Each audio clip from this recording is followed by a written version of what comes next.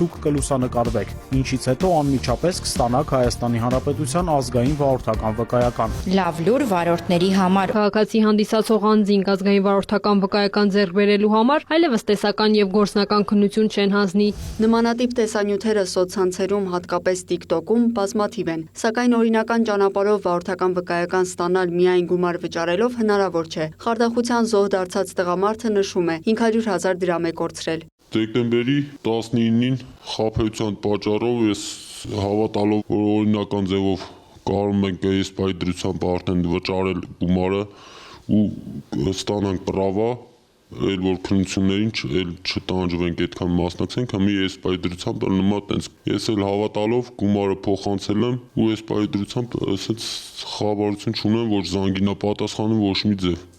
ու չգիտեմ ինքը ով էր արդեն ուրիշի նկարով ուրիշ անունով ազգանով ներկայացել էր։ Անհայտ անձը տուժողին ուղարկել է նկար, նշելով իբր վարորդական վկայականը պատրաստ է։ Երբ տղամարդը մուծումները կատարել է, ուղղորդել է նրան հաշվառման քննական ստորաբաժանում, որտեղ մի քանի ժամ սպասելուց հետո տղամարդը այլևս չի կարողացել կապ հաստատել անհայտ անձի հետ։ TikTok-ում, Instagram-ում, Telegram-ում տարբեր էջեր են բացվում ներառյալ ներքին գործերի նախարարության պաշտոնյաների անուն ազգանուններով, որոնք առաջարկում են իբր X գումարի դիմաց ստանալ վարորդական վկայական։ Գովազդը տարածվում է նաև իմ ձայնով, որտեղ հնչում է, որ մի քանի րոպե կտևի գործընթացը եւ դուք շատ արագ կստանաք վարորդական իրավունքի վկայական։ Պետք է նշեմ, որ նաև ունեցել ենք դեպքեր, երբ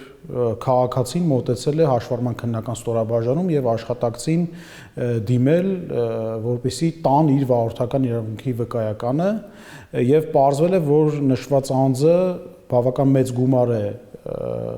ուղարկել իմ նշած տելեգրամյան ալիքներից մեկի միջոցով անհայտ անձանց եւ ուղղակի եկել էր պահանջելու իր վարորդական իրավունքի վկայականը։ Խարդախության դեպքի առթիվ քննչական կոմիտեում նախաձեռնված 5 քրեական վարույթները միացվել են մեկ վարույթում, կատարվում է նախաքննություն։ Մեր երկրում վարորդական իրավունքի վկայական կարելի է ստանալ միայն օրինական ճանապարհով, տեսական եւ գործնական քննությունների դրական արդյունքից հետո, նշում է Սարգսյանը։ Բազմաթիվ էջեր կան, որոնք փակվել են մեր ծառայողների գործողությունների շնորհիվ, սակայն էջերը